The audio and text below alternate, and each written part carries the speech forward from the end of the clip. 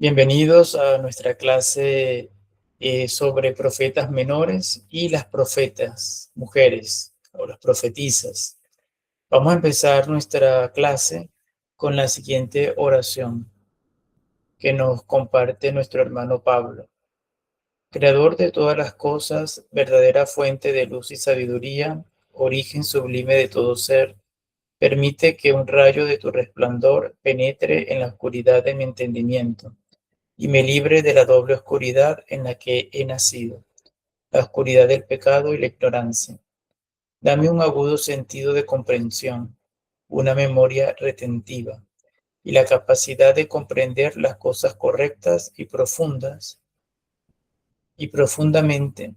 Concédeme el talento de ser preciso en mis explicaciones y la capacidad de expresarme con minuciosidad y encanto. Señala el comienzo, dirige el progreso y ayuda a completar por Cristo nuestro Señor. Amén.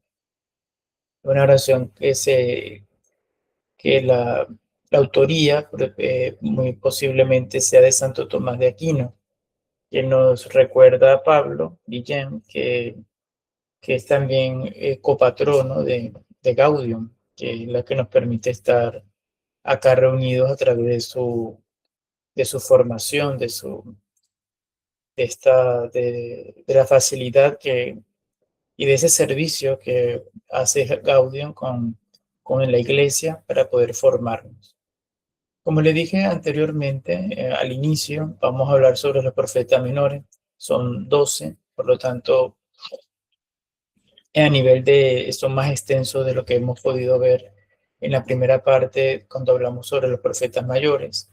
Y además lo vamos a unir con las profetas mujeres, debido al poco tiempo que tenemos para terminar nuestro módulo. Es por ello que hemos unido estas dos clases en una, las profetas mujeres y los profetas menores.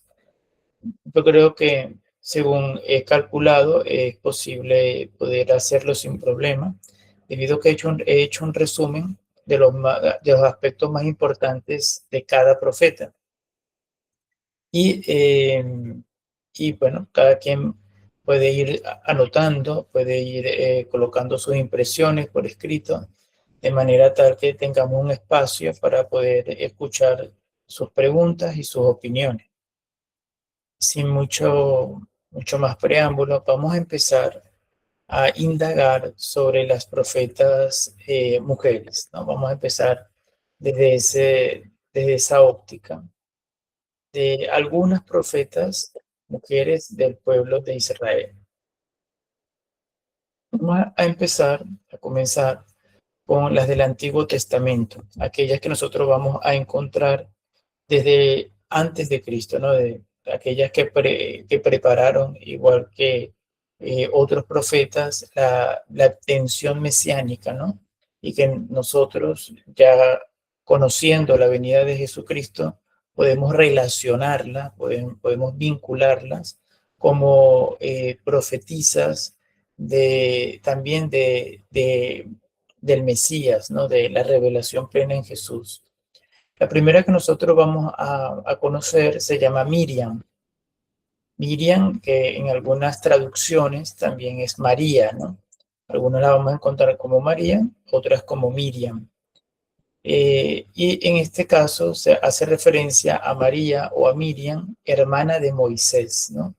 Moisés es ampliamente conocido en el mundo judío, en el pueblo de Israel, y nosotros como cristianos católicos también tenemos conocimiento de quién era Moisés.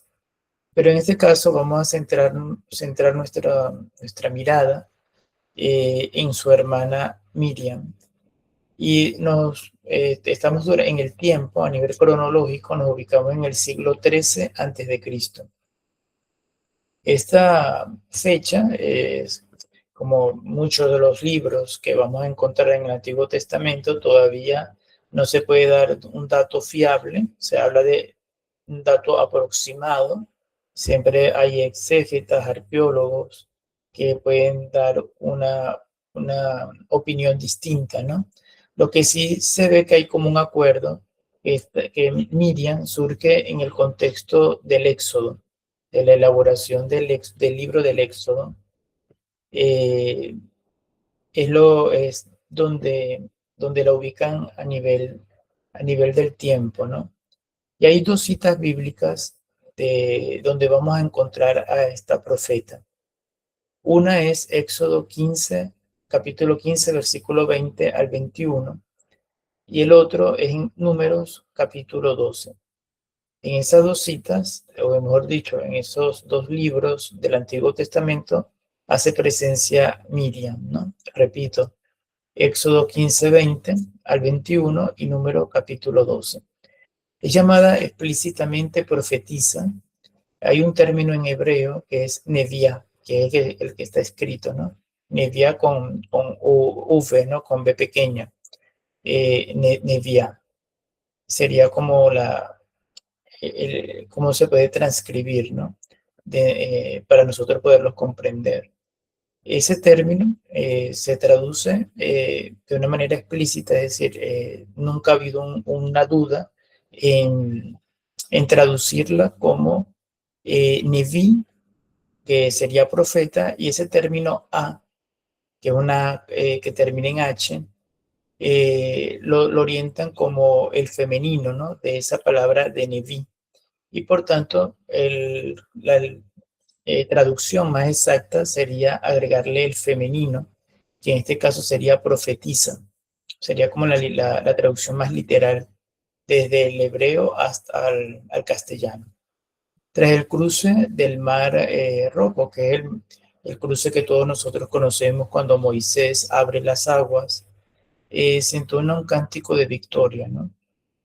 Y, y ya allí se enmarca, ¿no? La presencia de Miriam dentro eh, de, la, de las escrituras.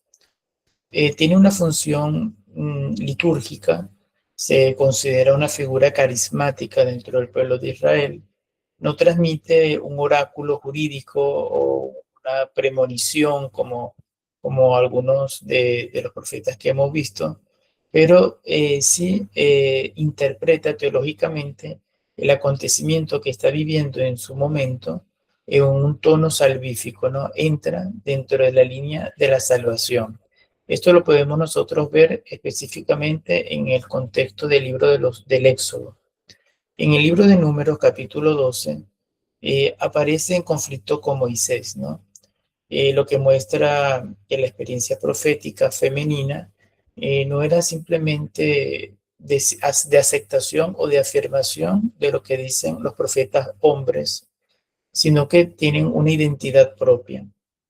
Esta experiencia profética femenina, por tanto, no era decorativa dentro del pueblo de Israel, sino que tiene una fuerza, implicaba autoridad, y eso se demuestra justamente cuando se confronta a Moisés, que dentro del pueblo judío tiene una personalidad y una identidad de respeto, de autoridad precisamente, de liderazgo.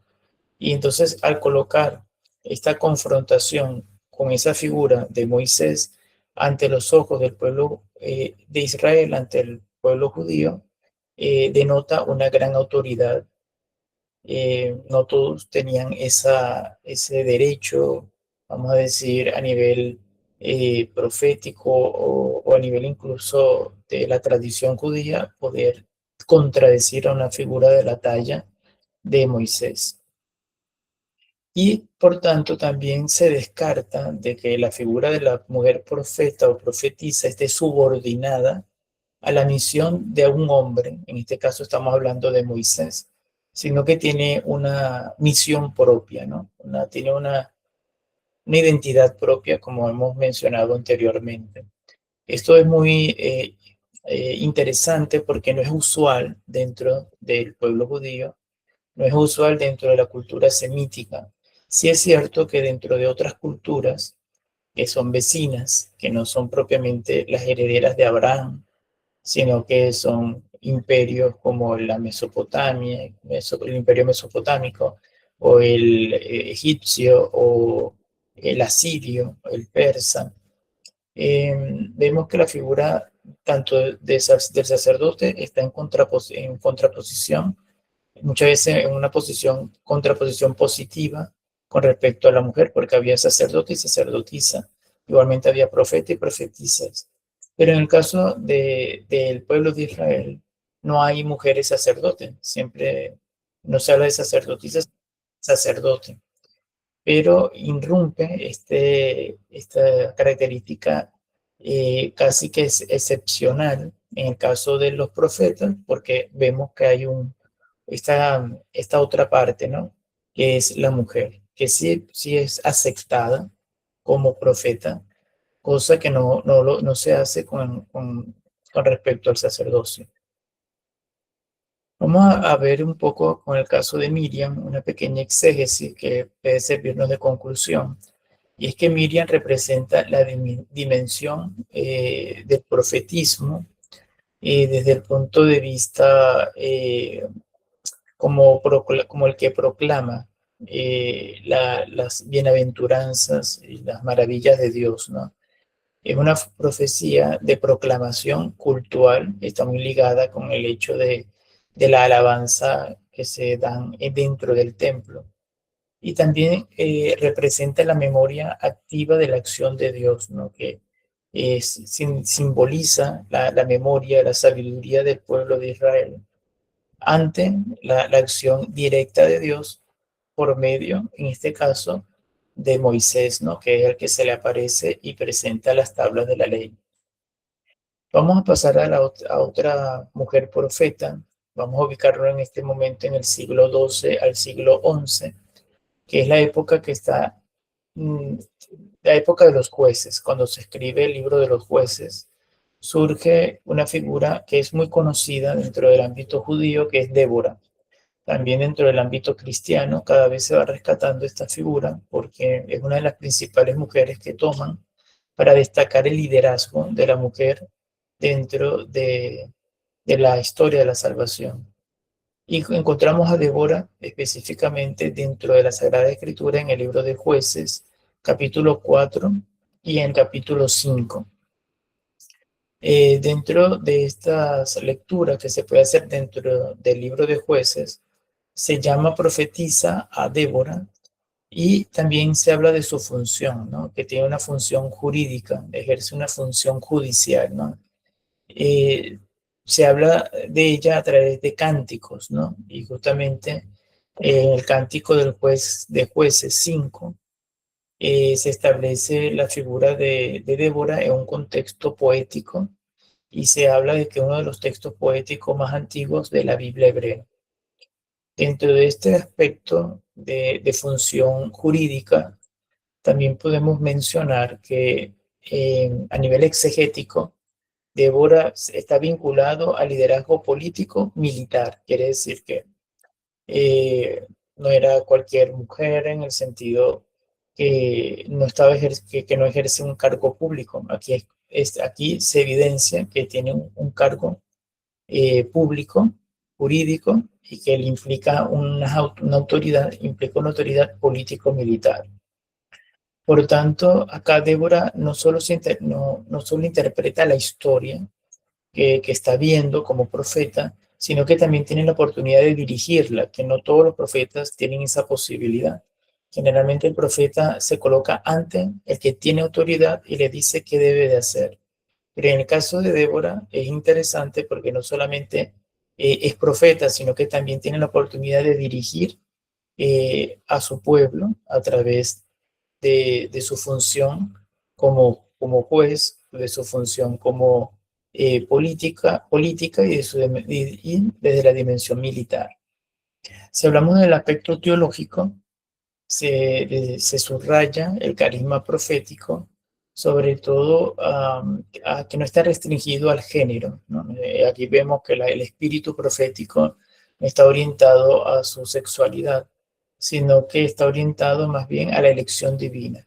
Aquí no se plantea de que si es hombre o es mujer el que es profeta. Aquí se plantea es que si es elegido por Dios o no es elegido por Dios. Entonces, la visión está colocada de una manera distinta y que muchas veces por lo menos tenemos todavía nosotros en torno al sacerdocio, por ejemplo, el orden sacerdotal, donde la sexualidad tiene un peso importante porque debe ser hombre, cosa que en que vemos en Débora, por ejemplo, no ocurre.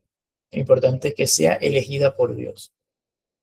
Tenemos como tercera mujer profeta una mujer que se llama Hulda, se escribe con H, Hulda, y nos ubicamos en el siglo 7 antes de Cristo.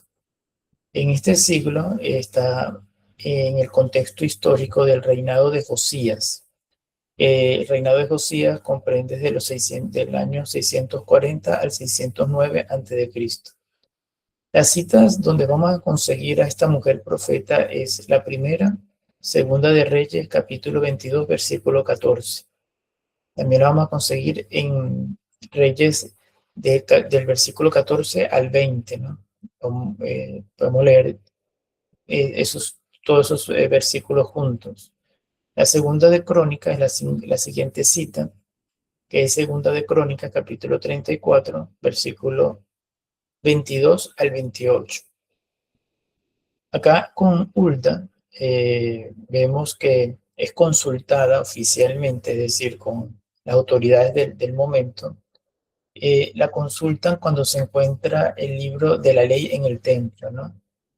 Esto es que se toma el libro de la ley y se busca en la palabra de Hulda una autentificación de la reforma religiosa que está haciendo Josías en ese momento, ¿no? Denme un minuto para admitir a los compañeros que quieren ingresar. En ese momento, desde el reinado de Josías, hay una reestructuración a nivel archivística, se puede decir, y se fundamenta el rey Josías o el reinado de Josías para que Hulda sea la que confirme la autenticidad de estas reformas religiosas. Los exégetas han dado una opinión acerca del papel de Hulda y entre estas características, la primera que resaltan es que tienen una autoridad doctrinal porque es elegida por Dios, ¿no? Tiene una autoridad de tal grado que se confía en ella que la aprobación, la legalidad de los textos que están dentro del templo.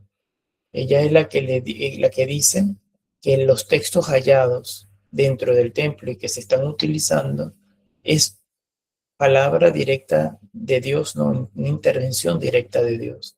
Y para la época se habla de un hecho histórico porque forma parte de la historia de lo que se conoce como el canon deuteronomista, ¿no? De parte del Deuteronomio. Y es profetismo vinculado a la reforma cultural del momento, que como habíamos dicho antes, es una reforma que se establece dentro del reinado de Josías. Entonces vemos que también hay distintas funciones, distintos roles. En este caso, el rol de Ulsa era la de legalizar los textos sagrados. Podemos conocer a una cuarta mujer profeta. No tenemos propiamente un nombre de ella, un nombre exacto, no lo detalla la Sagrada Escritura. Está fechado en el siglo VIII antes de Cristo, que coincide con la elaboración del libro profético de Isaías. Por tanto, se ha tomado a esta profeta como esposa de Isaías. Aquí estaríamos hablando de la esposa del profeta que sería también profeta. La cita que se toma para hablar de esta mujer es Isaías capítulo 8, versículo 3. Es llamada profetisa, es decir, con el mismo término que hemos visto anteriormente, que es el término hebreo de profeta, pero con la terminación femenina, aunque el texto no detalla los oráculos que ella ha podido tener, como por ejemplo las visiones, no se detienen en esos detalles. Se puede indicar que a ella, la esposa de Isaías, tuvo tuvo una participación dentro de la misión simbólica de Isaías mismo. Es decir, fue una colaboradora dentro del proceso profético de su esposo, en este caso del mismo Isaías. Los exégetas, y cuando hablan de la esposa de Isaías, eh, la toman en cuenta de alguna manera dentro de un círculo profético que había en esa época.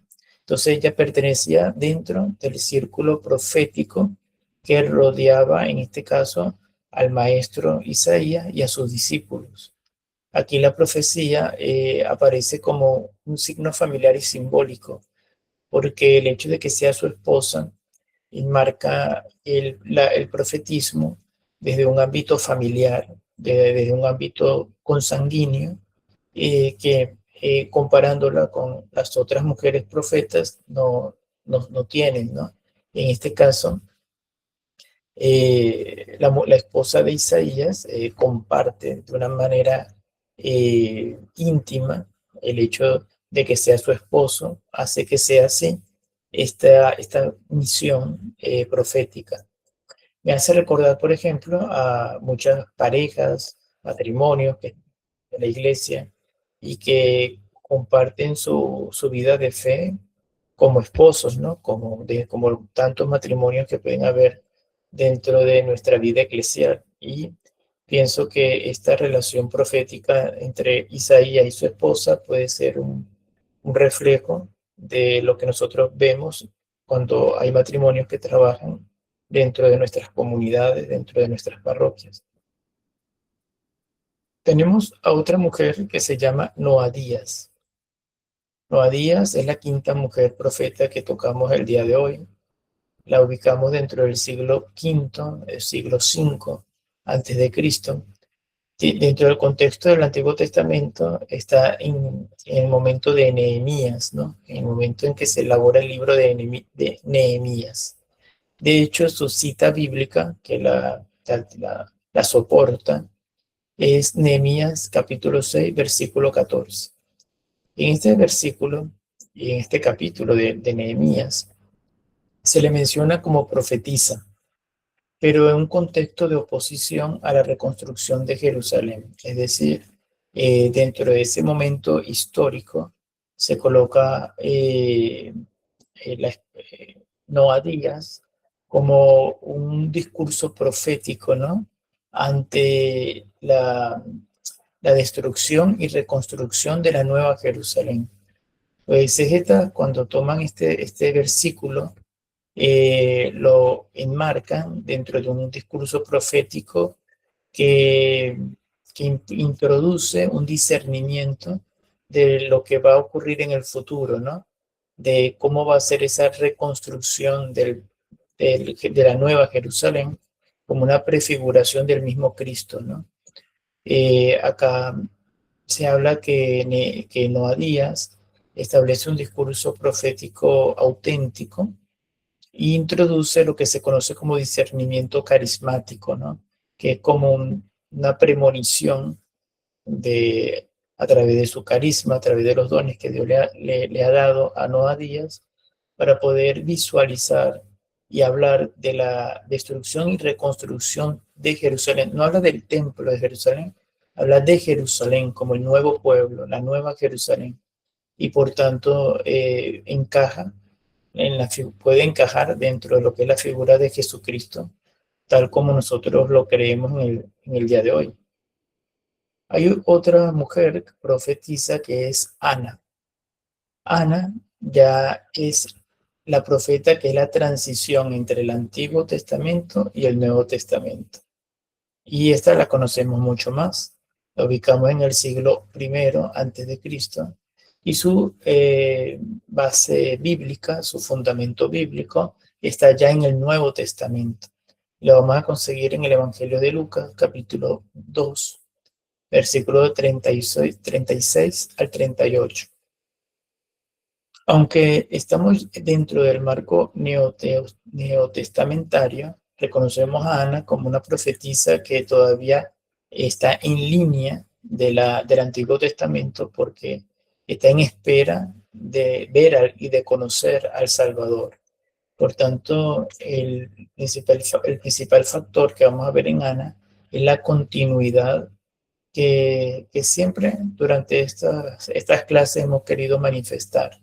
Siempre les he indicado de que Jesucristo irrumpe en la historia, pero no de una manera aislada, sino que se interrumpe o irrumpe dentro de la historia, pero haciéndose parte de una cultura, de una continuidad de la historia de salvación, haciendo en él mismo, asumiendo en él mismo el pacto hecho con Abraham. Esto se evidencia en el caso de la profetisa Ana, en la cual es esa transición, esa bisagra, en la cual se mantiene el profetismo del Antiguo Testamento ya presente dentro del Nuevo Testamento. Hay otras dos mujeres que no son consideradas profetisas como tal, porque no tienen no se les menciona con este título dentro de las Sagradas Escrituras. No se utiliza el término en hebreo de profetisa, pero son muy importantes y de alguna manera el pueblo judío las mantiene dentro de ese círculo profético. Una es Judith y otra es Esther. Ambas, como les dije anteriormente, no vamos a encontrarla con el título de profetisa, pero sus acciones tienen una función salvífica y teológica muy importante, tanto para los cristianos católicos como para los judíos.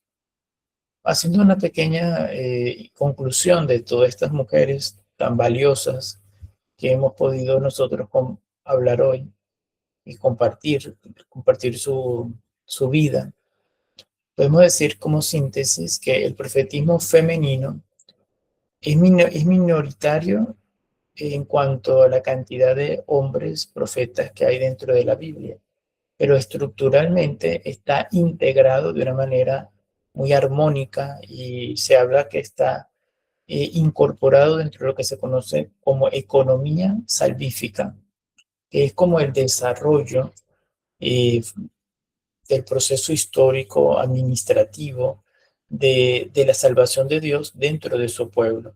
No se puede hablar de que es como un mecanismo separado, de que por un lado hablan las mujeres y por otro lado hablan los hombres, sino que ambos, tanto hombres como mujeres, están integrados en un solo movimiento eh, salvífico que se conoce como economía de la salvación o historia de la salvación. También es interesante precisamente resaltar que no constituyen un movimiento autónomo, o se puede decir ahora que es un movimiento feminista que se levanta en contra de las normativas masculinas o patriarcales. Eso no es acá la cuestión. Aquí no se levantan como una especie de movimiento autónomo, sino al contrario. Surge dentro de un mismo engranaje. Su participación es real y su mediación profética es reconocida por el pueblo de Israel, que es algo que lo hace ya bastante importante y poco usual dentro de este contexto, vamos a decir, machista propio de la cultura semítica. Bien, hasta aquí yo saco, ¿no? Hasta aquí dejé la lista de estas mujeres profetas. Creo que lo que hemos escuchado ha sido una representación amplia de lo que es este movimiento profético. Y bueno, antes de continuar con los 12 hombres que nos quedan de profetas menores, no sé si desean hablar algo o opinar algo sobre las profetas mujeres. Y no sé si ustedes ya las habían conocido, las habían escuchado, o si sabían si habían profetas mujeres dentro del Antiguo Testamento y Nuevo Testamento. Ustedes aprovechen para tener este momento para compartir. Lisbeth nos comenta desde el chat que no lo sabía. Sí, hay muchos nombres que no son usuales dentro de nuestras predicaciones. De todas maneras, no se mortifiquen de conseguir el listado de nombres si no lo llegaron a notar alguno. porque igual yo les voy a entregar el resumen de la clase de hoy por escrito. Luisana nos comenta que tampoco ella conocía todas estas mujeres, ¿no?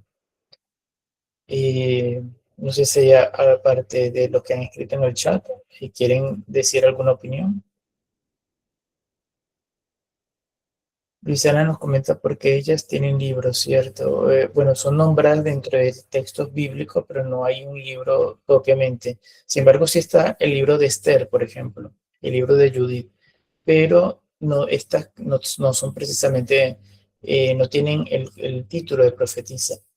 Hay muchas que hemos nombrado que no tienen un libro propio, pero se reconoce dentro del pueblo de Israel como profetas. Voy a seguir leyendo lo que están dentro del chat. Nailin nos comenta que interesante que se le da importancia a la función o dones de las mujeres. ¿Sí? Lisbeth nos habla de que tenían cargos y desempeños de gran importancia. ¿Sí? Imagínense tener esos cargos de autoridad políticos, militares, administrativos. ¿Y cómo se consideran ellas dos? Nos pregunta Luisana. Ellas, bueno, son mujeres. La verdad es que dentro del pueblo de Israel tienen, como les digo, tienen una preponderancia histórica. Creo que se le da más valor, más peso, para no decir valor, más peso dentro del valor del hecho histórico de tanto Judith como Esther dentro del proceso de liberación judía, o vamos a hablar del pueblo de Israel, de la liberación del pueblo de Israel. Entonces yo creo que son más como una especie de héroes, de mujeres que se reconocen su valor patriótico. Y, pero bueno, y también incluso como profetas, pero se le considera dentro de este ciclo profético, pero lo único es que no tienen dentro, no se les menciona como profetisa dentro de la Sagrada Escritura, a diferencia de las que hemos conversado y mencionado. Bien, si quieren, podemos continuar. Aide nos comenta, Aide Méndez, que conocía de Ana en la presentación de Jesús en el templo. Exactamente, ese es el contexto bíblico dentro del Nuevo Testamento, que está la profetisa Ana, que se representa como una persona mayor, esperando a la hora de poder ver a Cristo. Y igualmente pasa con Simeón, ¿no? Que es el otro que está dentro del templo. Vamos a escuchar un momento a Pablo, que nos quiere comentar algo. Hola, buenas noches. Estaba notando en el caso déjame ver, revisar aquí, Hulda, Sí. que creo que tú mencionaste, Ronald, que certificaba el deuterocanónico, o sea, la parte de como el segundo canon. Y no, realmente de Hulda nada me he escuchado el nombre, no he leído a profundidad su participación en cuanto a por qué se le dice que es profetisa. Tampoco conocía tiene que ver algo con la ley, pero sí con el segundo canon. Ahí es donde, por cuestiones de la época histórica, no es con respecto a un segundo canon, ni siquiera el primer canon que nosotros conocemos, de listados de libros sagrados, de escritura sagrada. Sí puede Sí, ser de la ley deuteronómica, o sea sí, que era ese eso. sí es lo que quiero certificar en la parte de los apuntes. Sí, muy bien, Gracias. Pablo. Sí, es eso, es deuteronomista. Dentro de la investigación que yo estaba realizando, bueno, que realicé, hablaba de que tenía una gran importancia en cuanto cuando ya se le tocó hablar dentro de esta reforma religiosa sobre esta parte de lo que es deuteronomista. Te viene más del libro de Deuteronomio, me imagino yo, que hace más referencia a ello. Sí, creo que es así. Gracias. Sí, es lo más probable. Y voy leer acá dentro del chat. Nos comenta Luisana que entendido, muchas gracias. Interesante que todas tienen dones y personalidades muy distintas, como que el Señor nos quiere mostrar todas las posibilidades de dones que el Señor nos puede dar a los humanos, ¿sí? Sí, esto acá es interesante porque, y lo quería traer a colación, porque hace mucho hemos podido ver cómo todavía hay esa crítica de, incluso todavía a esta altura dentro de la iglesia, que si las mujeres están dentro del altar, que si hablan, que si leen la Biblia, personas que se resisten todavía a estas realidades, y nos damos cuenta que dentro del Antiguo Testamento, dentro del contexto judío, que es bastante machista, respetan y se dan estos valores proféticos, y lo traigo a colación ahora porque me recuerdo que, no sé si ustedes han visto las noticias, que el Papa visitó una parroquia de Roma, y dentro de esa celebración que él hizo en esa parroquia romana, él tenía, en vez de monaguillos hombres, tenía dos acólitas, dos monaguillas, dos chicas bastante jóvenes. Y las críticas han sido enseguida, ¿no? De que cómo es posible que el Papa haya celebrado junto con dos chicas mujeres, cuando poniendo entredicho, ¿no? De que porque son mujeres no pueden ser ni monaguillas ni estar en el altar. Entonces, y criticaban al Papa por haber permitido que en esa misa estuviesen dos mujeres, ¿no? Y todavía vemos ese tipo de comentarios totalmente fuera de lugar, ¿no? Fuera de lugar. Eh, Tanto valor hemos visto, lo hemos comprobado a través de esta primera parte de la clase, que tanto valor tiene la mujer como el hombre en efectos de dignidad, ¿no? Todavía nos falta mucho caminar en esto. Todavía hay muchos prejuicios que yo me doy cuenta que son más humanos que realmente divinos, ¿no? Pero bueno, así somos seres humanos y así vivimos, ¿no? Pero bueno, yo pienso que ha sido positivo, seguro. Puede haber opiniones distintas, pero a mi parecer yo no veo ningún escándalo de que haya estado dos monaguillas en el altar. Pues eso no, para mí no es ningún motivo de escándalo, por lo menos particularmente. Y vamos a empezar con los 12 profetas menores, sobre todo porque son varios. De esta manera tampoco vamos a extendernos mucho en cada uno de ellos, sobre todo para escucharlos a ustedes también, y no que es esa parte más importante. Y dentro de esta parte vamos a ubicarnos, déjenme un momento, para presentar esta segunda parte como título, simplemente los profetas menores. Que vamos a recordar acá en esta introducción pequeña, breve introducción, de que justamente son profetas menores, no porque sean menos importantes, sino porque en comparación de los profetas que hemos visto la semana pasada, en la clase anterior, nos vamos a dar cuenta de que son más cortos en texto, en contenido, y al ser más pequeños, se les considera menores. Acá vamos nosotros a hacer al principio vamos a hacer un pequeño repaso introductorio del contexto histórico de cada profeta. En este caso, se puede hablar de que los 12 conforman una unidad literaria dentro del canon hebreo. Se les clasifica por extensión y vamos a ver también el orden temático que tienen, ¿no? A medida que vayamos desarrollándolos cada uno. Poniéndolos en un punto de vista un poco en el orden que se presentan normalmente en los manuales de estudio, se presentan el primero, es a Oseas, que lo ubican en el siglo VIII antes de Cristo. El tema principal de Oseas es la fidelidad y la alianza matrimonial.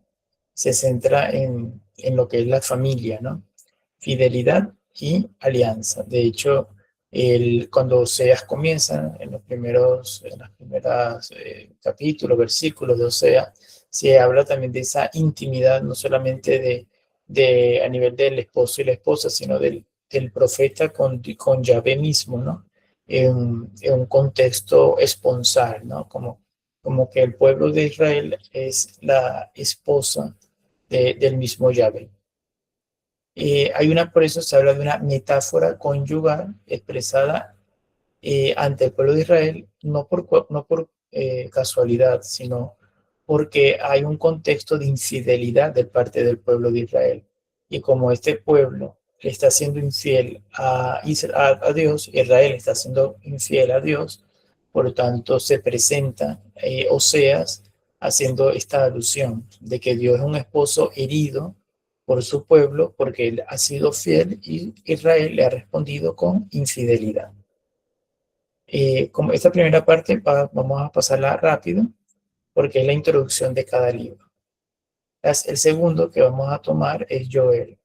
La fecha es discutida, no hay un término, eh, no hay una opinión clara con respecto a qué momento se ubica Joel, pero se piensa que es post-exílico, ¿no? Es decir, que fue escrito después del exilio, porque los libros proféticos generalmente se ordenan antes del exilio, en el exilio y después del exilio. En este caso, el profeta Joel se considera que está después del exilio. El tema central de Joel es el día del Señor, es decir, el día en dar culto y descanso, tener descanso y culto a Dios. Dentro de esta temática habla sobre las langostas, el juicio y las promesas del Espíritu que se van a ver confirmadas en el momento de Pentecostés. Cuando se habla de Pentecostés dentro de la iglesia, se hace referencia a esta profecía de Joel con respecto a que se nos promete la venida del Espíritu de Dios. Cuando hablo de langostas y juicio, hay una interpretación exegética, ¿no? Del castigo cósmico por darle la espalda a Dios, ¿no? Nos vamos a dar cuenta que en estos periodos de exilio y del post-exilio se habla mucho de aquellos que olvidaron a Yahvé y se fueron atrás de otras culturas o de otros dioses que conocieron en el exilio. Y por tanto, en este caso, Joel habla en un término más de castigo cósmico por darle la espalda a Dios, ¿no? A Yahvé. El otro profeta es Amós, se ubica en el siglo octavo antes de Cristo. Su tema central es la justicia social, es bastante duro, con respecto a los comerciantes, a las autoridades, a los usureros, a la corrupción política, que reduce al pueblo al hambre, mientras que solamente 5 se engordan, ¿no? Cosa que es muy, muy palpable en nuestro día a día, porque esto mismo sucede en todos los países, ¿no? En Venezuela, como en cualquier país latinoamericano, e inclusive en cualquier país del mundo, siempre denota esa falta de justicia social. Y Amos habla de la hipocresía, ¿no? Denuncia los cultos vacíos, como por ejemplo critica a los sacerdotes que mientras tienen su barriga llena se callan ante la injusticia del pueblo, ¿no? La injusticia que le hacen al pueblo. Se confabulan con las autoridades de turno. Entonces hay una crítica a aquellos que adoran a Dios pero con cultos vacíos. ¿Por qué? Porque no hay una acción social verídica, sobre todo no hay una denuncia. Y la exégesis habla de que debe haber una ética antes del ritualismo, como de que me vale a mí ir a celebrar el culto como con muchas pompas si mi conducta ética es deplorable, ¿no? Ahora esto viene también es muy actual porque nos hemos dado cuenta que hay muchos partidos socionacionalistas y que también a veces se les da el nombre de ultraderecha, que defienden valores cristianos, dicen que son cristianos, pero por un lado dicen una cosa y por otro lado están deportando, metiendo preso a distintas personas sin importar su dignidad, ¿no? Eh, Se presentan como partidos cristianos, pero también tienen actitudes que ponen en duda el valor ético en el momento de sus acciones, ¿no? Después, si ustedes tienen que opinar o tienen alguna duda en este aspecto, no se puede, lo pueden hacer cuando tengamos el compartir. Abdías es el libro más corto realmente de la Biblia, es Abdías, fue escrito en el siglo VI a.C. Se habla de un juicio contra Edom, que es una ciudad que ya actualmente no existe, una ciudad que nombran muchos profetas, le dedican bastante tiempo a hablar sobre Edom. Y como hermenéutica habla sobre la universalización del juicio divino, habla de que ese juicio contra Edom es una representación de lo que es el juicio total, global, que Dios va a hacer, o Yahvé va a hacer al mundo entero, ¿no? Un juicio cósmico. Tenemos a Jonás, que lo conocemos o lo relacionamos siempre con el pescado, la ballena que se lo traga. Jonás probablemente fue escrito después del exilio. Es un género narrativo distinto a otros profetas. Este es un género narrativo peculiar, tiene unas características propias. Algunos incluso ponen en duda que haya existido realmente, sino más bien es como un género narrativo adoptado por otros profetas, pero no hay nada todavía definido en ello. Su tema principal es la misericordia a los que no son judíos, es decir, es la misericordia de Dios a los pueblos paganos. Tiene una crítica hermenéutica que habla sobre aquella en contra de esa visión de que solamente se van a salvar algunos y no todos, ¿no? Jonás critica al pueblo judío que se cierra a la conversión de los demás, ¿no? De los que no son judíos. Y por tanto es un libro muy interesante porque está llamado o habla sobre la participación de la salvación de aquellos que no son judíos. Entonces lo hace también un libro bastante llamativo. Tenemos a Miqueas, que es escrito en el siglo octavo antes de Cristo. Su tema principal se parece mucho al de Amós, porque habla sobre la justicia, pero también destaca la humildad. La justicia debe ir acompañada con la humildad. Hay una cita clave para Miqueas, que es Miqueas capítulo 6, versículo 8, donde habla sobre la síntesis ética de la ley. Mucho de estas cosas ya Jesús lo planteaba, ¿no? De que la ley debe estar supeditada a la conducta, que es ética, ethos, en griego es conducta. Si nuestra conducta es buena, la ley tiene sentido, pero si cumplimos la ley y nuestra conducta es dista de lo que Dios quiere, se convierte en un acto hipócrita. Y además que es un acto hipócrita muy aborrecible por Dios, porque nos damos cuenta cómo Jesús trataba tan duramente a los fariseos, que decían una cosa con la boca, decían otra con las acciones. Otro profeta es Nahum, es el número 7 que ya llevamos, que conversamos. Y en esta clase el número 7 es Nahum, que se ubica en el siglo 7, en el siglo séptimo antes de Cristo. Tiene una referencia histórica que es la caída de Nínive. Y se habla dentro de su exégesis hermenéutico sobre una justicia retributiva a nivel histórico, no tanto a nivel de soteriológico, de que en la otra vida, sino que Nahum va a hablar de que hay una justicia retributiva dentro de la historia. Nosotros también podemos ejercer y ver los frutos de la justicia acá, sin necesidad de morir, como que dando esperanza de que la justicia es para esta historia, en este momento histórico, para esta historia a nivel temporal, como que va a ser también además rectificada después que vayamos a morir.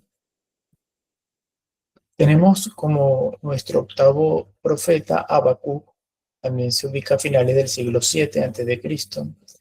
Habacuc nos va a hablar como tema central sobre la realidad del mal. ¿Por qué existe el mal? Y hay una cita en Habacuc, que es Habacuc capítulo 2, versículo 4, donde nos dice que el justo vivirá por su fe. Nos habla de aquellas personas que tienen crisis en medio de su vida porque el mal está presente. El mal se puede hacer presente a través de una crisis económica, a través de una enfermedad, a través de un problema familiar. Pero lo importante es que la fe es lo que nos va a mantener a flote, nos va a mantener firmes y fuertes y por tanto nos va a hacer justos. Y de allí que el justo es el que va a vivir ante los problemas que hay diariamente. Se toma a Bakú como un teólogo de la confianza. Es el teólogo que establece que Dios no solamente tiene misericordia, sino que también nos soporta y actúa en medio de nuestras crisis. Entonces se le conoce también como el teólogo de la confianza en momentos de crisis. El libro de eh, Habacuc. Número 9 es Sofonías. Sofonías se ubica en el siglo VII a.C. Tiene como tema principal la purificación y el resto fiel, tomando en cuenta, cuando hablamos de resto, aquel grupo que se mantuvo fiel ante el exilio, ante la invasión babilónica. La hermenéutica dentro de este texto se centra en el juicio que prepara la restauración, ¿no? Tiene una tensión mesiánica porque Dios nos juzga y nos prepara para un momento en que seremos todos restaurados nuevamente. En el número 10, en el puesto 10, tenemos a Ageo, 520 a.C. El tema central es la reconstrucción del templo. Y como conclusión o estudio hermenéutico que se toma de Ageo, es la centralidad de un culto renovado, ¿no? La renovación del culto. En el capítulo 11, en el número 11, disculpen, está Zacarías. Zacarías se ubica cronológicamente en el año 520 al 518 antes de Cristo. Su tema principal son las visiones apocalípticas y esperanzas mesiánicas. Tiene una tensión mesiánica acentuada y nos habla de una transición hacia eventos catastróficos donde Dios va a hacerse presente. Por tanto, tiene un vocabulario apocalíptico muy parecido al que utiliza Daniel, muy parecido a lo que utiliza el evangelista Juan cuando escribe el Apocalipsis, ¿no? Es de esa misma prefiguración al momento de escribir. Y por último, el número 12 se lo damos a Malaquías, que está en el siglo V antes de Cristo. Y el tema principal de Malaquías es acusar, denunciar la corrupción dentro de los sacerdotes, anuncia la llegada de un Mesías, de un mensajero, y tiene como hermenéutica como aquel que tiene una especie, hace como una especie de cierre profético dentro de todos los libros proféticos. Malaquías se le considera que hace como una especie de cierre y deja eh, abierta la idea escatológica, la expectativa escatológica, que dentro de la teología la podemos traducir como la atención a la venida de Jesucristo, ¿no? Entonces, Malaquías, podemos decir que hace un cierre de todo este proceso profético y además nos habla de una expectativa escatológica. Vamos a ver la simetría estructural de todos estos profetas que acabamos de mencionar. Como les dije anteriormente, se pueden clasificar en antes del exilio, en el exilio y después del exilio. Los preexílicos, es decir, los que están antes del exilio, son Oseas, Amós y Miqueas. Y estos tres tienen como semejanza, puntos donde se tocan, que es la crítica ética, es decir, cómo se están comportando los que forman parte del pueblo de Israel, y también la denuncia social, es sobre todo la justicia social, acusando de que unos por corrupción comen, en cambio otros sufren las consecuencias pasando hambre. Tenemos el momento de aquellos profetas que están en el exilio o en la transición al exilio. Estos son Habacuc, Sofonías y Nahum. ¿Cuáles son los puntos semejantes de estos tres profetas? La crisis histórica que están viviendo en el momento, de sentirse invadidos y expoliados, ¿no?, por una amenaza extranjera. Y entonces viene la teología del juicio, ¿no? Y todo esto Dios lo va a juzgar y se presenta esa restauración próxima después que Dios juzgue. Y hay un sentido de que lo que está ocurriendo es porque el pueblo de Israel le dio la espalda a Yahvé, es un pueblo infiel y por tanto está pagando las consecuencias de sus propios actos. Y tenemos los profetas del posexilio, que quiere decir aquellos profetas que están después, que lo escribieron después del exilio de Israel, y estos son los profetas Ageo, Zacarías y Malaquías. Entonces, los puntos en que se tocan estos tres profetas es la reconstrucción y la esperanza escatológica. La reconstrucción del pueblo de Israel y esa esperanza de que va a llegar el Mesías, en la cual vamos todos juntos como pueblo a estar en torno a ese nuevo líder, ¿no? A un líder que va a venir y nos va a liberar de la opresión. Por eso cuando Jesús se hace presente en la encarnación, incluso sus apóstoles tenían esa confusión, porque ellos esperaban un Mesías como una especie de liberador después de la experiencia del exilio, aquel que los va a proteger y los va a defender de los emperadores enemigos, de los pueblos enemigos. Y por eso creó tanta confusión de que muriera en la cruz, porque la tristeza que envolvió a muchos de los discípulos, como por ejemplo los discípulos de Maús, era que tenían esa esperanza de que Jesús no iba a morir, sino que iba a instaurar un nuevo reinado, como lo pensaba también Judas Iscariote, que después se ahorca. Pero los celotes, por ejemplo, tenían esa tensión mesiánica, pero desde el punto de vista material, ¿no? No espiritual. Tenemos también a Jonás, que funciona como pieza teológica transversal. Fíjense que no está ubicado en ninguno de los tres que mencioné anteriormente. Se le conoce como algo transversal que atraviesa estas tres etapas y sobre todo porque habla de la misericordia de aquellas personas que no son judías. Entonces se le toma como el libro o el profeta de la misericordia y no se lo ubica dentro de un espacio histórico, cronológico, sino al contrario, se le coloca como que es transversal porque atraviesa estas tres etapas que mencionamos anteriormente. Hay un eje común dentro de todos los profetas que va primero desde el juicio, después del juicio está la purificación, después de la purificación se mantiene el resto fiel y a través o dentro de ese resto fiel surge la esperanza futura, ¿no? Como el desarrollo del pensamiento judío de ese momento. Hay un juicio, el juicio me da a mí una purificación. Esa purificación da como fruto un resto, una porción del pueblo de Dios que se mantiene fiel. Y la esperanza de un futuro mejor surge justamente a través de ese resto fiel.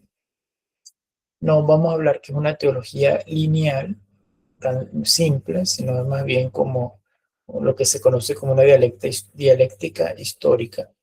¿Cuál es la dialéctica histórica? Cuando hablamos de dialéctica, hablamos de que hay una tesis y una antítesis, ¿no? Y eso hace que haya una tesis o un juicio. En este caso, en vez de ver a los profetas como una línea simplista, lineal, tenemos que ver lo que es una dialéctica o una confrontación entre el pueblo de Israel, que es infiel, el pueblo, Yahvé, el creador, es fiel constantemente a su pueblo y dentro de esta dialéctica surge entonces todas las circunstancias históricas donde que va sufriendo el pueblo de Israel y donde Jesucristo, al momento de encarnarse, va a asumir y estar presente allí, ¿no? Ya vamos entonces como manera de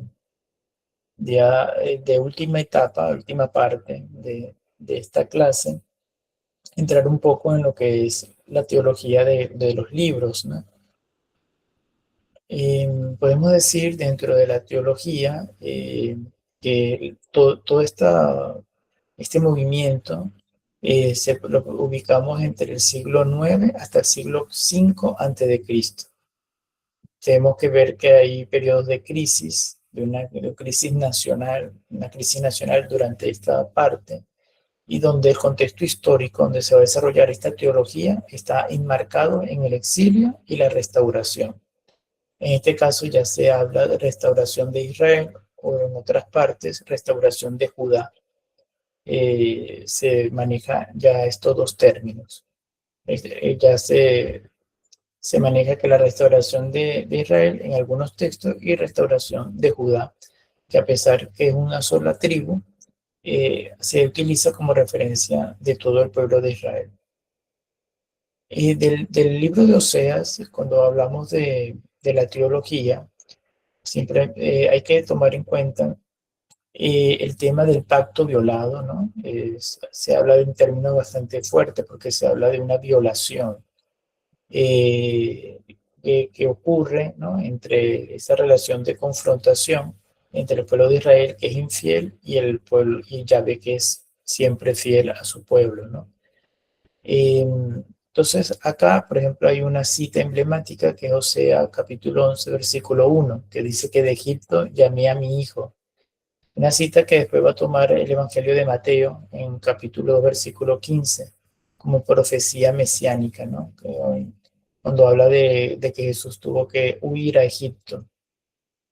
Eh, y bueno, yo creo que ya de Oseas se comprende al momento de ver, visualizar esa relación conyugal bastante gráfica. En el caso de Joel, la teología de Joel va más hacia el llamado del arrepentimiento ante el día del Señor, que se puede tomar también como el día del juicio, ¿no? Entonces su teología se centra en el arrepentimiento y en la esperanza de la venida del Espíritu Santo sobre toda carne, ¿no? Que eso lo vamos a conseguir en Joel capítulo 2, versículo 28 al 32. En el libro de Amós vemos como la teología principal es la denuncia de la opresión de los pobres, ese valor que también Jesucristo asume de esta línea profética, de ese amor preferencial a los pobres, a los más necesitados, y critica la religión vacía, también muy propio del modelo de Jesucristo, cuando acusa a los fariseos de tumbas blanqueadas o sepulcros blanqueados, ¿no? Que por fuera son muy limpios y por dentro están podridos. Esta es la misma teología que toma Amós. Abdías habla sobre, a nivel de teología, subraya la universalidad del juicio, soy inclusive contra los pueblos vecinos, no solamente contra Judá, sino incluso con todos los pueblos de la tierra, ¿no? Recordemos que Abdías tiene como tema central el juicio de Dios contra Edom, pero un juicio que también él va a hablar que no es solamente contra Edom, sino habla de la universalidad del juicio de Dios. Llegamos a Jonás. El tema de la misericordia es el tema central de la teología de Jonás. Una misericordia que no depende de la raza, ni del pueblo, ni del credo. Habla sobre una misericordia que Dios tiene hacia todos los pueblos en general. Es una narrativa distinta a cualquier otro profeta, que se distingue bastante. Se recuerda esa historia que es enviado a Nínive, es la capital asiria, por tanto no tiene nada que ver con el pueblo de Israel, y los llama a un arrepentimiento. El pueblo, Jonás, le está predicando la salvación a un pueblo que no es escogido por Dios, y le está llamando a ese pueblo a que se arrepienta. Es un libro pequeño, comparado con los que ya hemos visto anteriormente, pero es bastante conocido. De hecho, popularmente cuando se habla de Jonás, fácilmente reconocible por la historia de que es tragado por un pez. Miqueas es el siguiente texto que vamos a analizar, es contemporáneo a Isaías y tiene como teología la injusticia social. También hace esa relación entre el reino del norte y el reino del sur, pero lo centra en que son injustos tanto unos como otros, ¿no? Y su mensaje gira en hacer justicia, amar la misericordia, humillarse ante Dios. Y se habla también en Miqueas como una teología del pacto, que nos recuerda que hay un pacto que es ético, que es social, que invita a la fidelidad religiosa, y que todos estos elementos son inseparables. Nahum nos habla dentro de la teología de Nahum, nos habla también dentro del contexto de Asiria, habla sobre la caída de Asiria y por tanto celebra la protección de Yahvé de Israel ante sus opresores, ante la mirada de cómo sus opresores también son derrotados y son que caen, ¿no? Y por tanto tiene una visión de justicia divina y de protección a aquellos que son oprimidos o fueron oprimidos.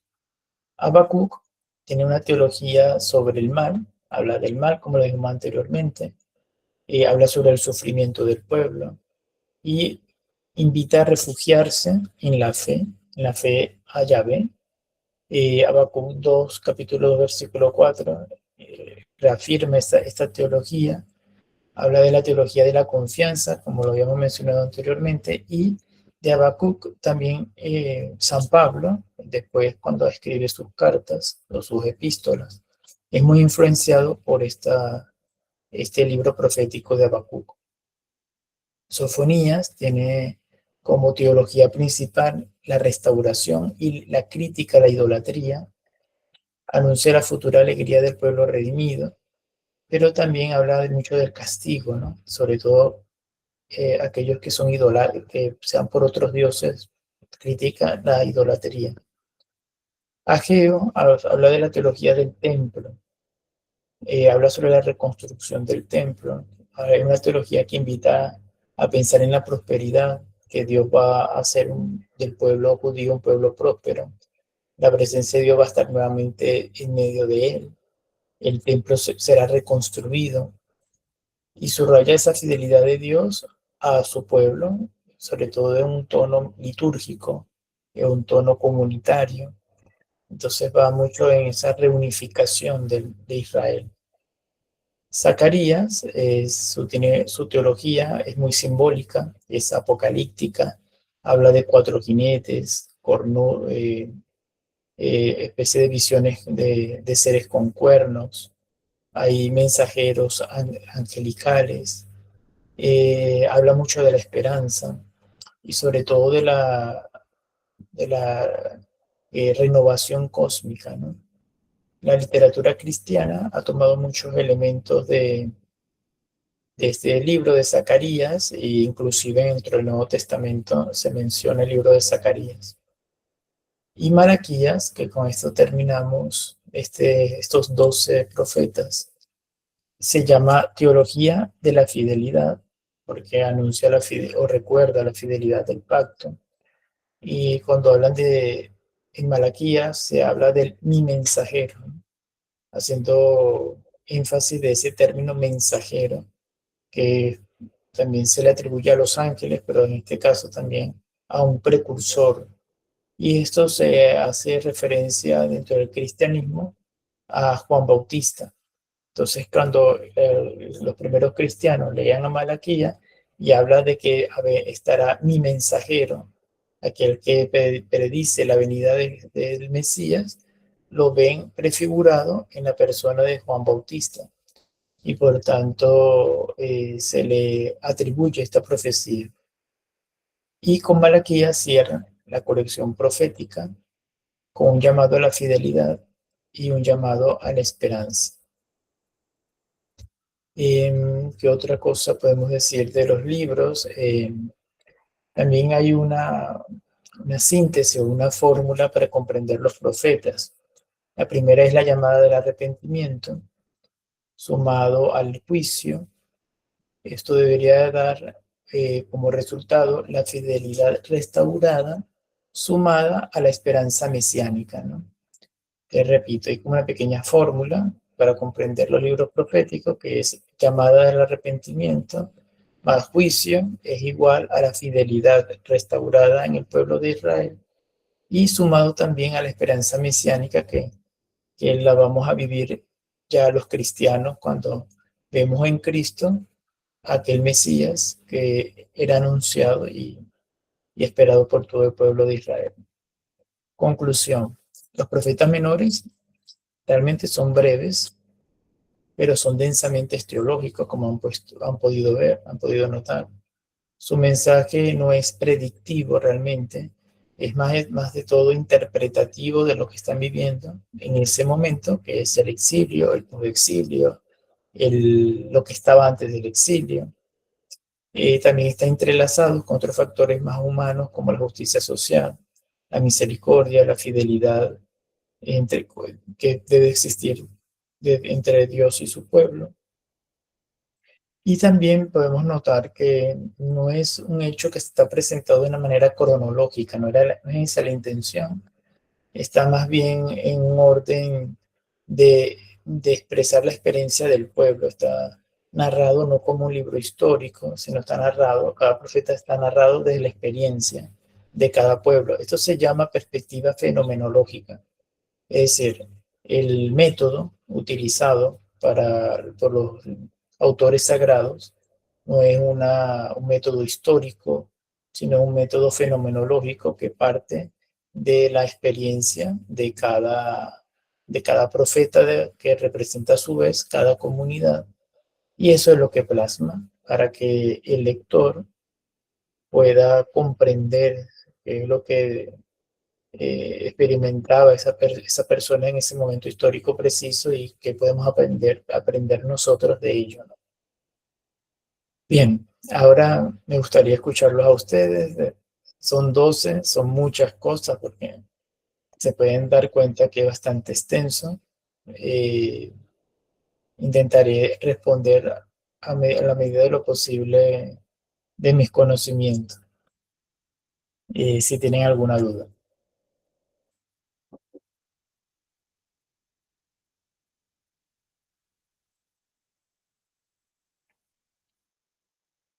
Puede ser una duda o un comentario de todo esto que acabamos de repasar ahora mismo. Si tienen algún profeta que le haya llamado la atención, de los 12, hay uno que se haya identificado más con ustedes, lo pueden compartir.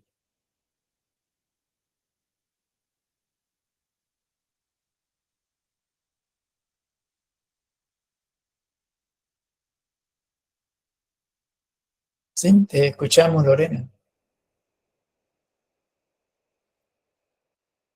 Hola, profe Ronald. Saludos. Mientras hacías la, la referencia del tiempo y la parte geográfica de cada uno de los profetas, yo antes de estas clases tuve la oportunidad de revisar un artículo, un libro que conseguí en internet y ellos ah, clasificaban, bueno, anoté en mi cuaderno una clasificación por, por imperio. Entonces conseguí que, por ejemplo, dentro de los profetas menores estaban en el imperio, en el imperio persa. Los más importantes que se nombraron fueron Ageo, Zacarías, Abdías y Malaquías. En la época persa y en la introducción de la helénica, Joel y Jonás. Y antes de ellos, en el post-exilio, en la parte de Asiria y Mesopotamia, estaban Amós, Oseas, Miqueas, Sofonías, Nahum y Habacuc. Claro, para poder entender esto, tuve que regresar con la organización de los imperios. El primero fue el asirio, y luego el babilónico y todo esto, pero hacen esa referencia como los principales profetas que denunciaron el politeísmo y denunciaron de cómo mi pueblo Israel, después de haber pasado tanto trabajo en el exilio, renuncian a la fe de Dios. Y me encantó porque es una manera de ir reconociéndolos a medida de cómo se establecieron estos imperios y cómo los israelitas tuvieron que luchar contra cada uno de estos imperios para poder sobrevivir. Y hay uno que está aquí que conseguí que era Balaam, que es el único profeta que encontré que dice que no fue escritor, porque no pertenece al pueblo elegido, pero igual se pronuncia con oráculos. Era una monita, Balaam era una monita, pero que creía en Dios y que no escribió, pero que le decía al pueblo pagano que se convirtieran, que el único Dios, que no adoraran más a Dios, sino que se convirtieran al único Dios que él había conocido, que era Dios. Muchas gracias, Lorena. Sí, bueno, nos amplías también ese panorama histórico, geográfico y sí, vamos a encontrar muchas maneras de organizar los profetas por distintos periodos, cronológicamente, por los imperios que son invadidos. Vemos siempre esa amenaza constante de invasión porque Israel era tan pequeño y era un pueblo de paso, entonces se la disputaban los grandes en cada momento que pasaban por allí. Incluso, vamos a suponer, los asirios querían gobernar o invadir a Egipto. Por el medio se llevaban a otros pueblos y entre ellos Israel. Entonces estaba como en ese pueblo geográficamente de paso que veía afectado directamente en todo ese tema geográfico e histórico, ¿no? Del momento. Hasta que después llega el Imperio Romano y cuando llega Jesucristo ya ninguno de esos imperios del Antiguo Testamento está, sino ya el romano, ¿no? Que ya es el que recibe el nacimiento de Jesús. En esa época ya el Imperio Romano. Nailin nos comenta que la fórmula para entender los profetas, habíamos hablado de la llamada al arrepentimiento, la esperanza mesiánica, y los otros que les mencioné, vamos a ver acá, porque yo lo tengo anotado para no inventarles nada.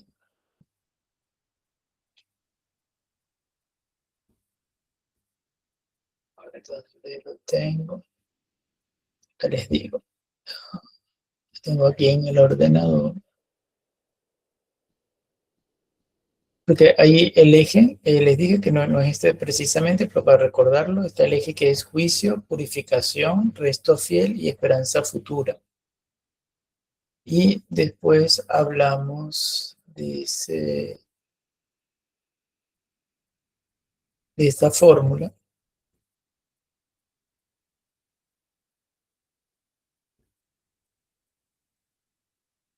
Está llamada al arrepentimiento, el juicio, la fidelidad restaurada y la esperanza mesiánica. Es la fórmula que yo les comenté para poder entender mejor esta parte, ¿no? del profetismo. Hay una llamada al arrepentimiento, un juicio, una fidelidad restaurada, y de esa fidelidad restaurada surge la esperanza mesiánica.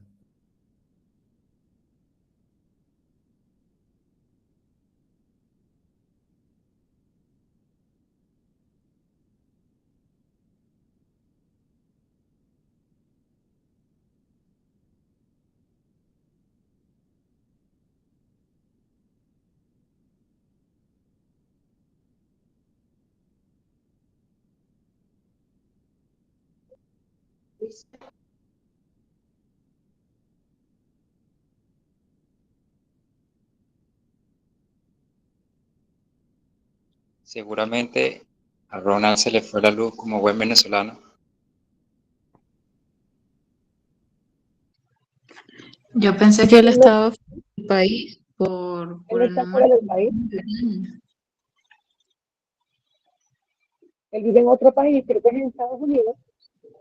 O en España, porque el teléfono es más 37. Creo que es en Es en España. España. O sea que es de madrugada ahorita para él.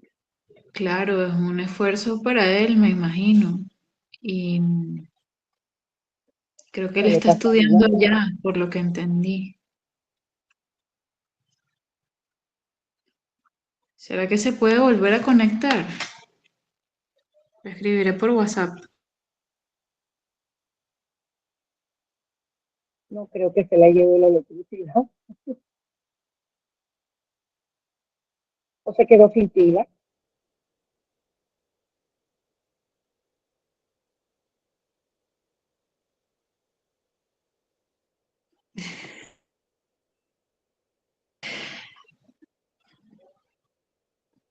Tuve un problema ahí de desconexión.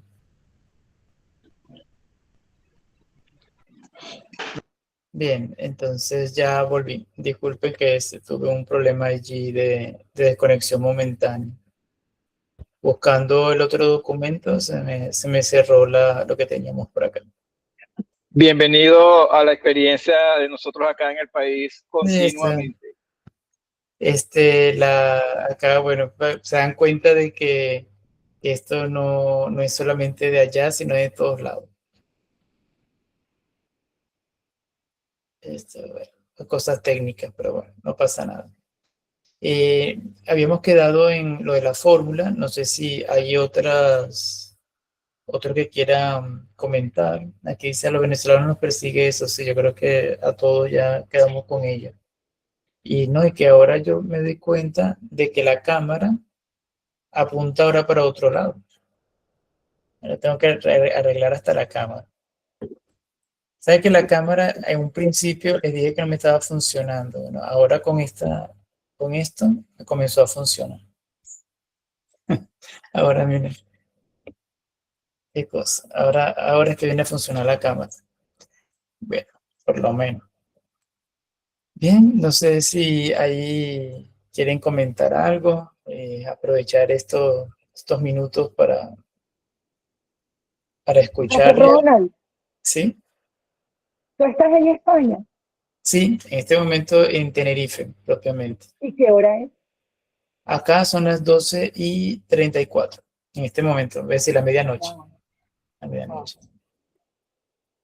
Sí, Luisana nos comenta algo que nos dice, vamos a ver, pareciera que la configuración de los evangelios saliera de los profetas menores. Sí, acá hay un detalle, Luisana y todos los que están acá, que las primeras comunidades cristianas, yo lo he dicho en otras oportunidades, cuando ellos se dan cuenta y van analizando eh, sobre la vida, la muerte y resurrección de Cristo, ellos comienzan a releer los profetas y entonces comienzan a construir los evangelios, sobre todo Mateo y Lucas son los más evidentes, comienzan a construir los evangelios en función a lo que encuentran en los libros proféticos.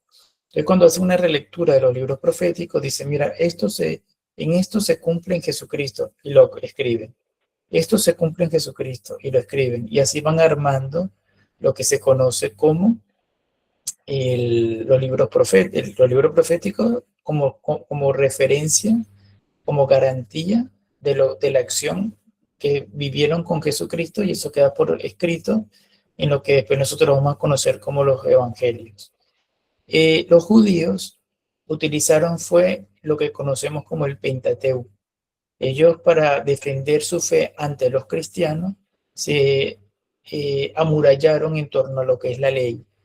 Y los cristianos, para defender su fe, ¿no? Para defender la revelación del pueblo judío, pero en la persona de Cristo, y después abierto incluso a los griegos, a todos los que quieran ser bautizados, para defender esa fe, se afianzaron en los proféticos. Y los judíos no tomaron los profetas de esa manera, sino que se encerraron en sus propias leyes, que son el Pentateuco, diciendo, mira, ustedes son los que están equivocados porque en Pentateuco, que son los 5 primeros libros del Antiguo Testamento, está concentrado el pacto en la cual somos nosotros prácticamente lo que discernimos y decimos quién es el Mesías o no es el Mesías. Entonces ese eran los judíos. Su fe, era su apología, era con el Pentateuco. Y los cristianos, entonces tomaron los proféticos. La apología del cristianismo es en base a las profecías. Entonces siempre ha habido esa tensión teológica entre el pueblo judío y el pueblo cristiano, ¿no? Porque si el pueblo judío fuera entendido a los profetas como lo entendemos nosotros, en este momento todos los judíos fueran cristianos. Pero ellos se han resistido a través se han centrado en el Pentateuco y dicen que son ellos los únicos que pueden tener una interpretación válida de lo que Yahvé había dicho. Y de hecho, los judíos actualmente dicen que Jesucristo no resucitó, que el cuerpo fue robado por los cristianos, pero los judíos todavía dudan de la resurrección de Cristo. Bien, no sé si hay otra pregunta.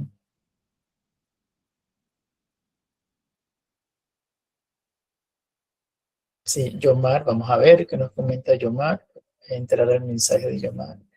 Dios lo bendiga. Le planteo una incógnita que se me viene a la mente. ¿Por qué no hay sacerdotisa en el catolicismo si Dios le da participación al profetismo? El caso de las sacerdotisas, que no existía dentro de lo que es el pueblo escogido, que es el pueblo de Israel, nunca hubo mujeres sacerdotisas. Y claro, el cristianismo, la primera comunidad de cristianas, y Cristo mismo surge dentro de esta cultura judía, donde el sacerdote era hombre. Los sacerdotes dentro de la tradición judía no son hombres. Digo, no son mujeres, sí son hombres. Y en cambio los profetas, sí, en el pueblo judío se aceptaban profetas mujeres y profetas hombres. Habían profetisas y profetas, ahí no había problema.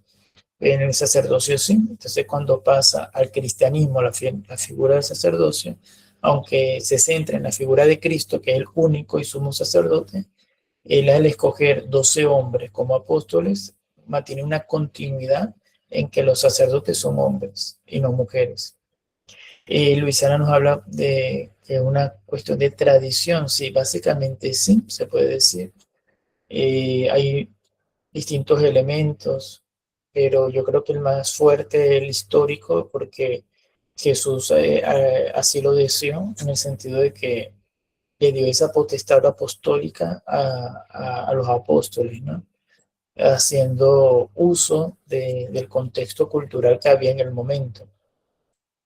Hay personas dentro de la iglesia que dicen que esto no es suficientemente sólido o suficiente como para evitar el sacerdocio femenino, porque Jesús parten, ¿no? De que si es verdad que Jesús escogió hombre y que él mismo, siendo sacerdote, es hombre, si partimos de esa realidad, los que aprueban el sacramento para la mujer, dice que entonces los sacerdotes no solamente tendrían que ser hombres, sino tendrían que ser judíos, tendrían que ser nacidos en Belén, es decir, si adoptan una característica como la biológica también y cultural, tendría que ser entonces también no solamente en el sexo, sino en todo lo demás.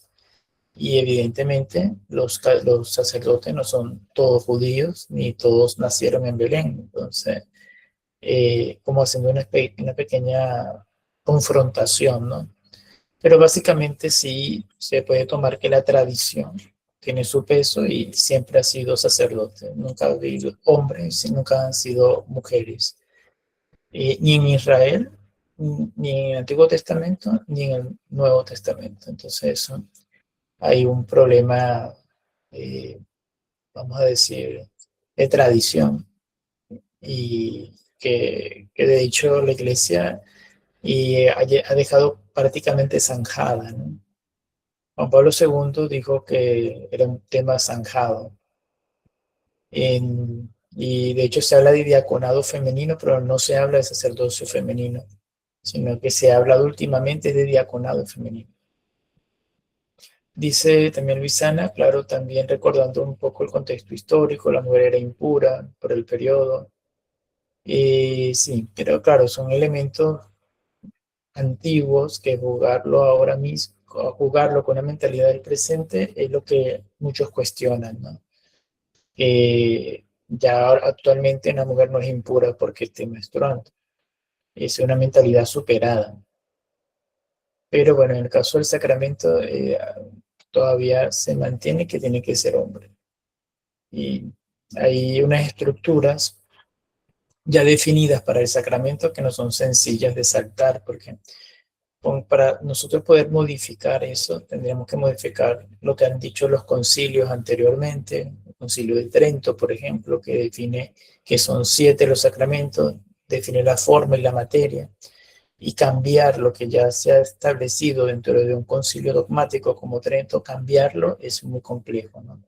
No es una tarea tan sencilla y bueno, y por eso es que no pueden ser las mujeres sacerdotes. Pero, sin embargo, los dos últimos pontificados, el Papa Francisco y ahora el Papa León XIV, han tomado unas medidas bastante oportunas, como darle puestos de autoridad a las mujeres.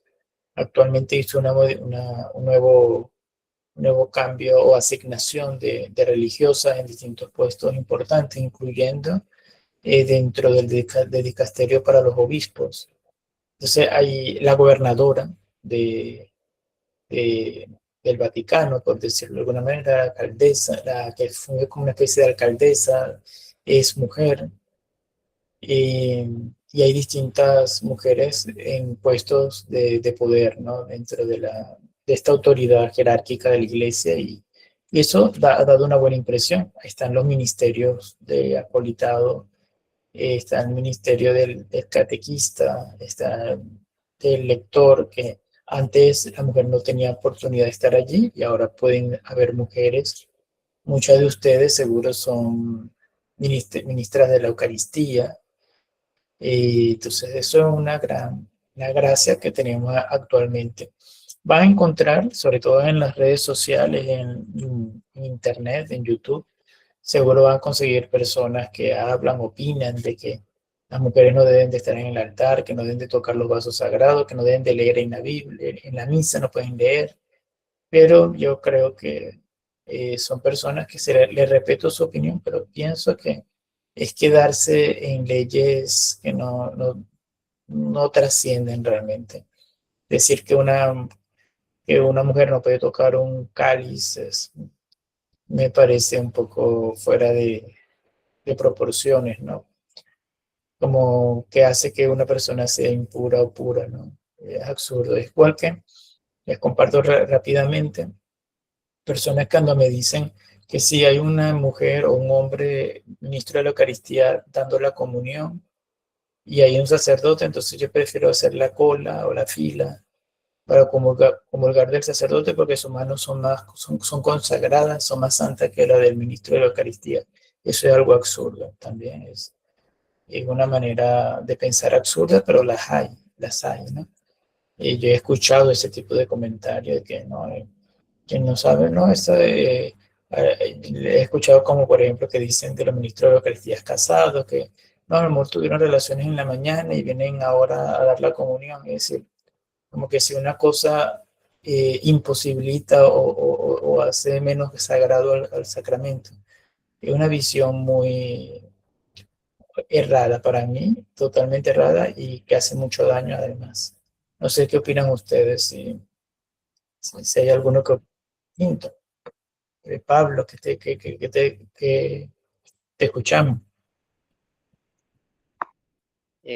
Bueno, el tema que tú pensabas que a lo mejor iba a salir candente era la justicia social, pero salió fue el de el de la profeta, ¿no? Profetas y sacerdotes. En el caso de, tú mencionabas las profetas femeninas, porque está así plasmado en inclusive en el hebreo, en la Sagrada Escritura del Antiguo Testamento, pero ya no existe en el Nuevo Testamento profeta. De hecho, hoy podemos decir que todos somos profetas llamados en el bautismo a ser profetas, sacerdotes y reyes, hombres y mujeres, todos bautizados, lo dice en el sacramento del bautizo, te consagro profeta, sacerdote y rey. Entonces todos tenemos esa misión de cumplir, porque en eso nos hacemos parte con Cristo, que es el sacerdote, no el sacerdote de los judíos, no el profeta de los judíos y tampoco el rey de los judíos. Ninguna de estas tres, vamos a decir, características las tiene Jesús con respecto a la parte de los judíos. Él viene a cumplir todo esto en plenitud, y al nosotros ser parte de él, tenemos que también compartir eso en cuanto a misión. En cuanto a ministerio, obviamente que Jesús establece el ministerio del sacerdocio, y ahorita no tengo la justificación, pero siempre me han dicho que a nivel teológico tiene que ser hombre. El ministerial, o sea, el que puede convertir con sus palabras y con sus manos, al decir las mismas palabras de Jesús, esto es mi cuerpo, y ahí estaría el término filosófico de la transubstanciación, ¿no? Eso es así, no es tradición con T mayúscula, sino es algo que está más allá de la tradición de T mayúscula, sino también es, como te digo, teológico. Por lo que he escuchado, no tengo para poderme dar esa clase de verdad los argumentos. Pero sí, no nos podemos sentir excluidos, que todos somos llamados a servir de profetas. No es nada más en ese momento o a los que le hemos dado los títulos en los libros sagrados, sino que estamos llamados en el denunciar la parte de cuando estamos separados de Dios, porque eso es lo que más o menos vemos de característica que tiene el profeta, que al estar alejado de Dios, entonces tiene que buscar enrumbarse otra vez para el verdadero camino. Eso es lo que más o menos puedo leer. Gracias. No, gracias a ti, Pablo. Sí, es correcto también el sentido de que todos al momento del bautismo participamos de un único sacerdote, realmente el único sacerdote de Jesús, y todos nosotros participamos a través también de ese sacerdocio de los fieles, ¿no? Que también somos profetas y reyes junto con Cristo, ¿no? Participando con Cristo, bueno, como bien explicó Pablo. Teológicamente lo podemos conseguir en el Concilio de Trento, el concilio dogmático que define, el último que promulga la cantidad de sacramentos y la materia y forma, y en ella establece ese elemento que tiene que ser hombre. Sería bueno releer el Concilio de Trento. Allí seguro podemos tomar elementos que ahora mismo, amor, se nos escapan, pero puede ser una tarea personal para leer esa constitución de los sacramentos en el Concilio de Trento, que es el que llega hasta nuestros días, ¿no? Eso surge como respuesta a los protestantes. El Concilio de Trento surge para dar respuesta en lo que los católicos creen, y en función de contrarrestar a lo que los luteranos, anglicanos, calvinistas decían o dicen todavía, ¿no? Bien, el último mensaje que veo es de María, que habla de que la opinión de María, que las personas muchas veces no evolucionan. Sí, hay aspectos que la iglesia va asumiendo poco a poco, otros más lento, otros simplemente no se pueden cambiar. Hay que tener también esa confianza en lo que la iglesia va disponiendo y enseñando. Perdón, Luisana, te escuchamos. Hola, me parece curioso que solo Jonás haya sido el que habló de la misericordia y la salvación de los no judíos, ¿cierto? Que el resto sí se pudo agrupar, pero él que habló de un tema tan importante y tan interesante, solo haya sido uno, ¿cierto?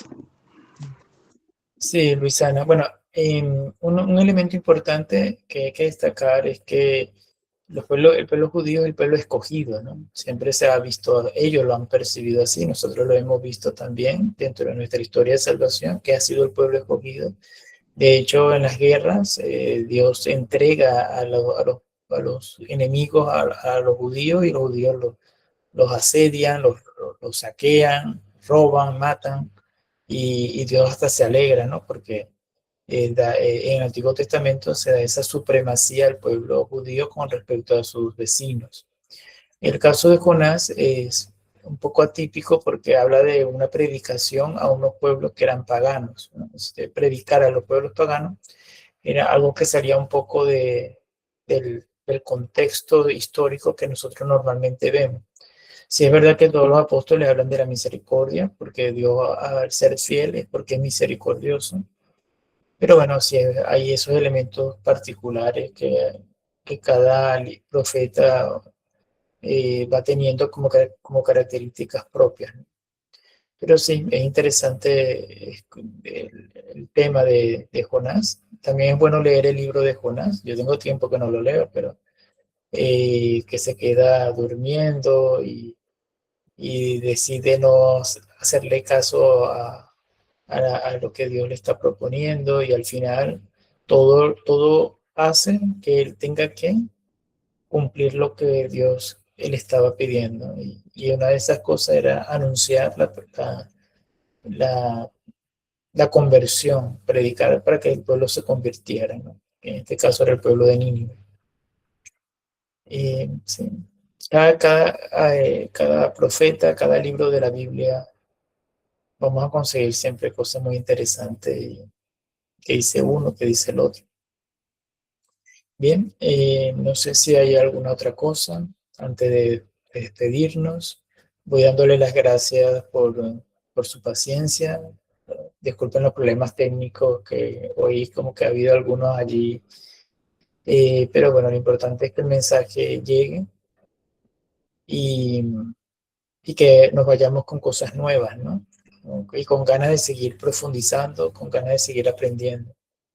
Sí, Pablo nos coloca que hay que repasar todos estos profetas, ha sido un maratón, sí, un maratón largo, ¿no? Porque hemos tocado muchas cosas, muchas cosas. Les comento de que si tienen alguna duda, como les he dicho en otras oportunidades, me pueden escribir sin ningún inconveniente. Yo creo que a través del grupo ustedes ya tienen acceso a mi teléfono, lo pueden guardar, y en cualquier duda, cualquier necesidad que quieran, que tengan o deseen comentar, me pueden escribir por allí. De todas maneras, esta clase va a quedar grabada y bueno, esperemos que no sea la última oportunidad que tengamos para vernos. Y ya ahí que le vamos le iré indicando si hay otras cosas pendientes, ya se lo haremos saber a través del grupo.